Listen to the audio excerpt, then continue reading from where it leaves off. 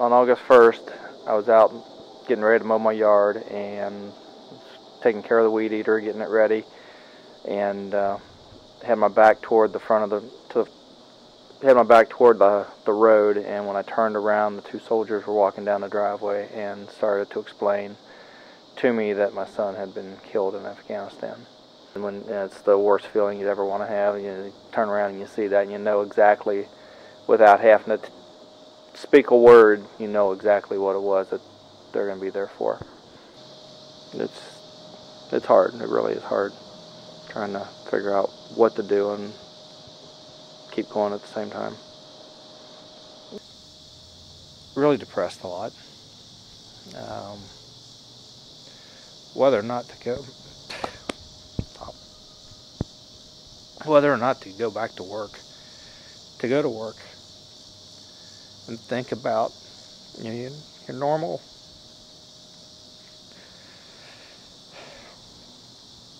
job, because you know he's out there. He's not coming back.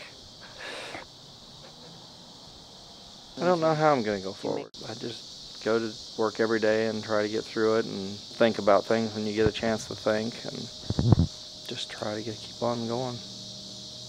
Everybody complains about their job, and if they sit back and look at the stuff that he does and things that the other soldiers have done, I mean, what we're doing over here is nothing compared to that. I mean, when you get 2-3 hours sleep and you get back up and you go back out for another 12 hours, I mean, that's just not the way to live, and that's the way they lived over there.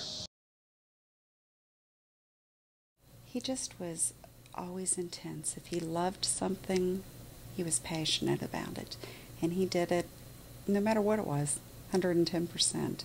He would be the first kid to climb up the jungle gym, and he just was a neat kid. I make my weekly pilgrimages back to Arlington. I'm lucky because I live close. Just go up and talk to him.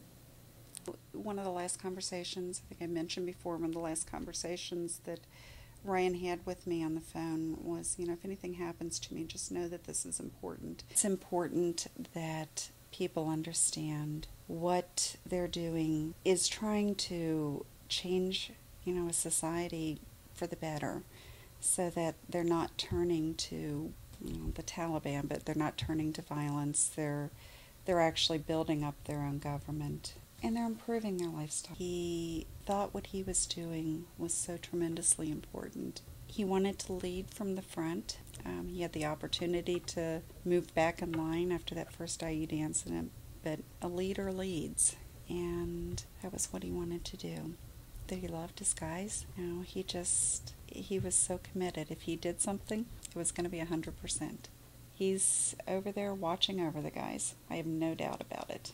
He was a hero for what happened, but he was really more a hero for having joined and making the decision to do something that would make a difference. Yeah, he was special. I think the thing that bothers you most as a parent, the first thing that goes through your mind is, why couldn't I protect him?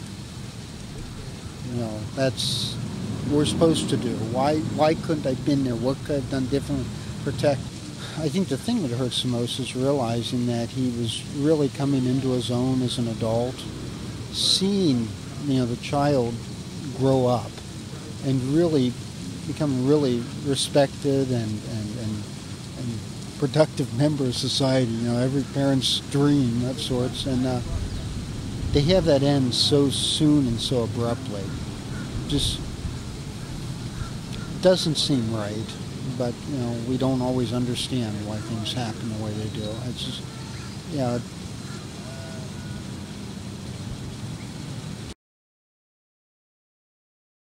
I don't know. Right now I'm still kind of in that half denial, half acceptance, half anger. You know, those stages that you're supposed to go through. Not really hitting them in a logical pattern. It's like jumping back and forth, and you know. The funeral was incredible. all the people that showed up for that. You know, the thing that got me the most, during the procession were the kids that were holding the signs, and the people that not only stopped when we went by, but got out, like made a point to get out of their cars, and even though they weren't planning on already being there, they made a point of getting out of their cars, and it made you feel like you were actually part of the community. It was amazing to see how many lives he actually did touch.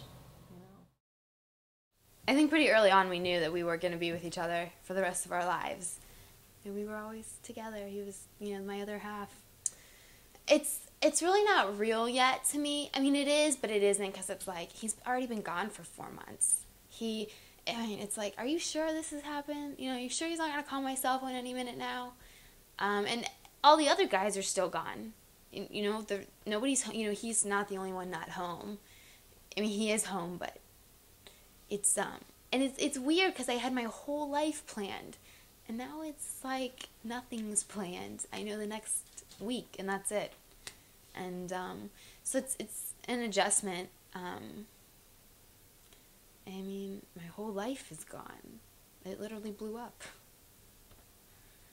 I don't think he'd want me to be sad. I think every time I that, person inside me that wants to stay in bed all day and just cry, he comes and he pushes me and kicks me out of bed and makes me keep going.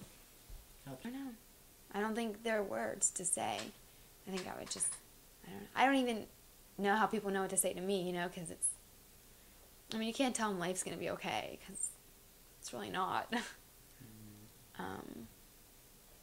You just, I don't know, you find peace in the memories, because that's all you have at the end of the day, really.